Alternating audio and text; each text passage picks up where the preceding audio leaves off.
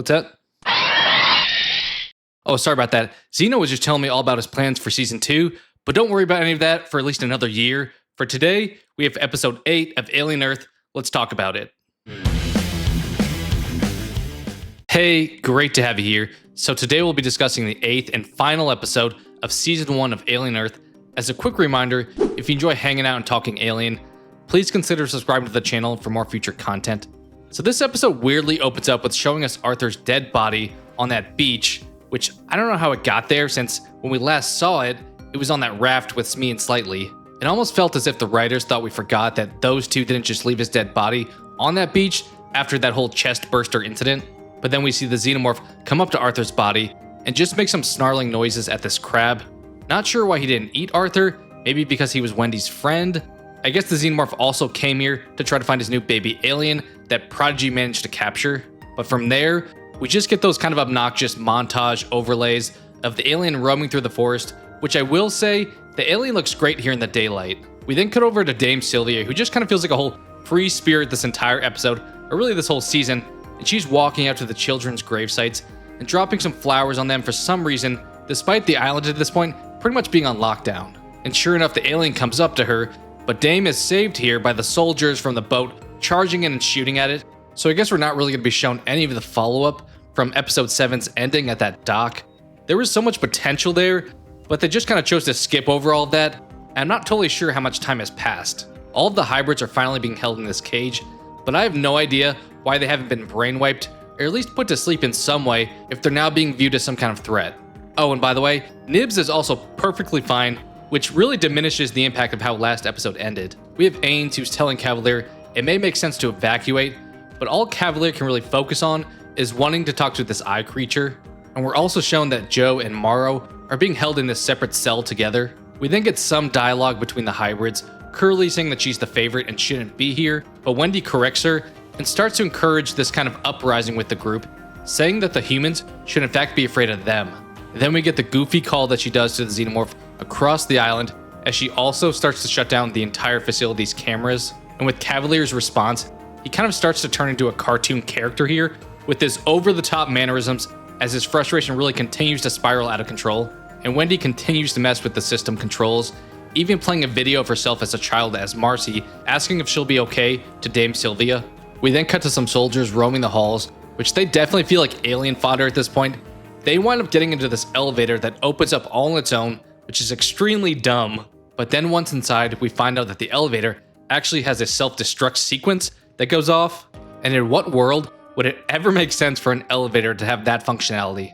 But they do manage to escape through the ceiling. And then we have Wendy who's watching Joe from the cameras, just like she did at the beginning of the season.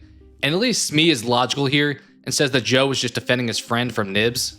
We're then shown a bit of a montage of Wendy remembering Joe when they were kids, and then she decides to unlock his cage. Morrow notices this and busts out and beats up the guard, so him and Joe are now free.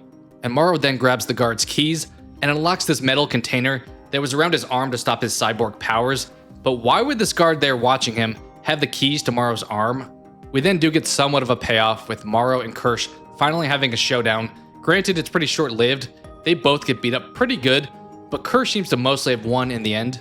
Cavalier then heads down to talk to the hybrids in person and continues to be arrogant around them, even after seeing that Wendy can seamlessly open up their cage. We then get a bit of backstory of Cavalier here in his rough upbringing with his dad. He talks about building this synth that killed his dad, and Cavalier pretty much tells them that they're meant to be floor models to promote sales of this hybrid ability to consumers, and that they belong to him, which is a pretty bold move at this point. And then the one guard that happens to be there with Cavalier tells them to get on the ground, and Nibs just gets up and beats him to death. The hybrids then tell Cavalier to run away, and Wendy has this massive plan for each of the hybrids to play a part in, which to them she calls hide and seek. And here we even have Wendy say that nobody touches my brother, which is a massive pivot from her "what did you do" in the last episode.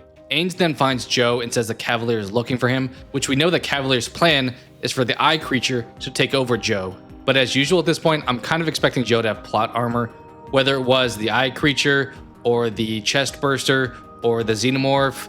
Feels like any situation he finds a way out of. The hybrids then go and do each of their own parts. Things like Nibs capturing Dame Sylvia, Smee and Slightly capturing Kirsh and Morrow, pretty much gathering all these people that they don't like anymore. We then see Joe head into that room with the eye monster, and when he sees that the sheep is out loose in the room, that eyeball jumps out of the sheep and starts running at Joe. And there is some good tension here of it chasing after Joe as he hides in the cage and just runs around the room.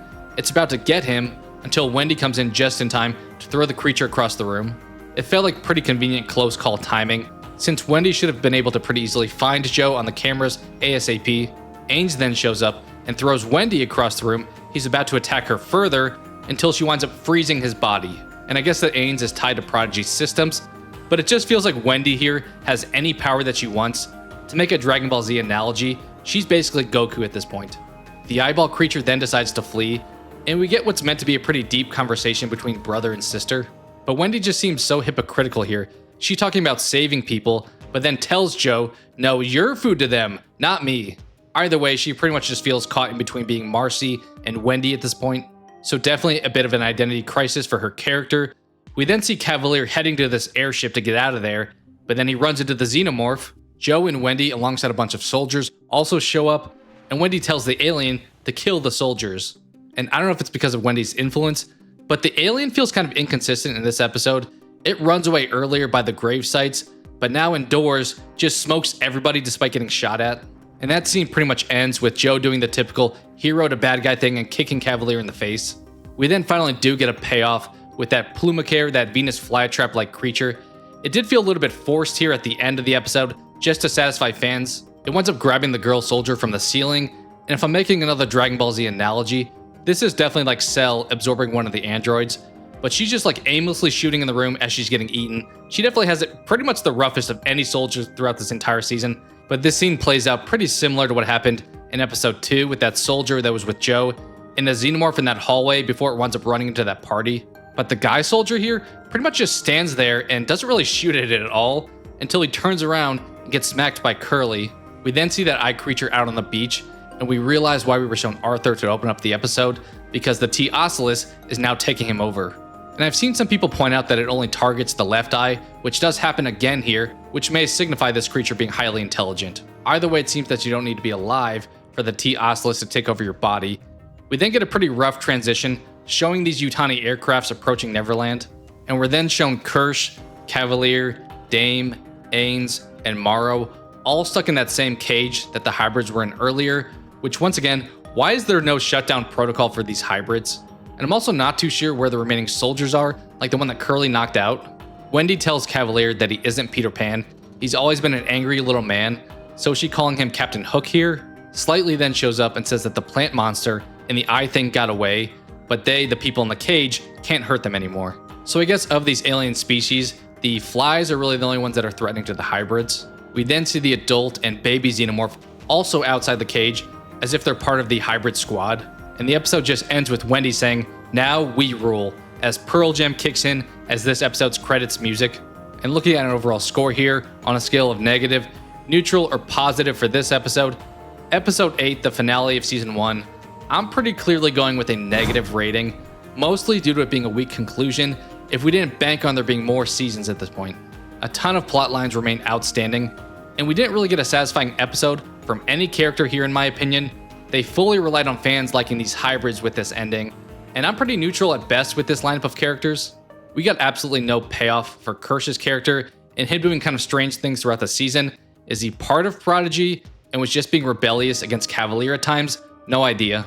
Pretty much everybody in that cage still has their story outstanding. Meanwhile, Yutani is still invading despite the hybrids now being in control. And it's pretty obvious at this point that season 2 won't be like an anthology and will instead continue to follow the story of these characters, which I'm fine with. I was just hoping for a little bit more here. But hey, what'd you think? Did you like this episode more than me? Were you content with the payoffs here? What parts did you like or dislike in this episode? And what are you hoping for in a potential season 2? Maybe something more with the Teoslis or that Plumbicare creature? I will be doing one more video reviewing the season as a whole, so stay tuned there. I'm also going to be discussing this episode in the season during a live stream this week if you want to join in on the conversation. But as usual, let me know your thoughts on all things Alien Earth down in the comments below. Thank you so much for watching, and I hope to talk to you again soon.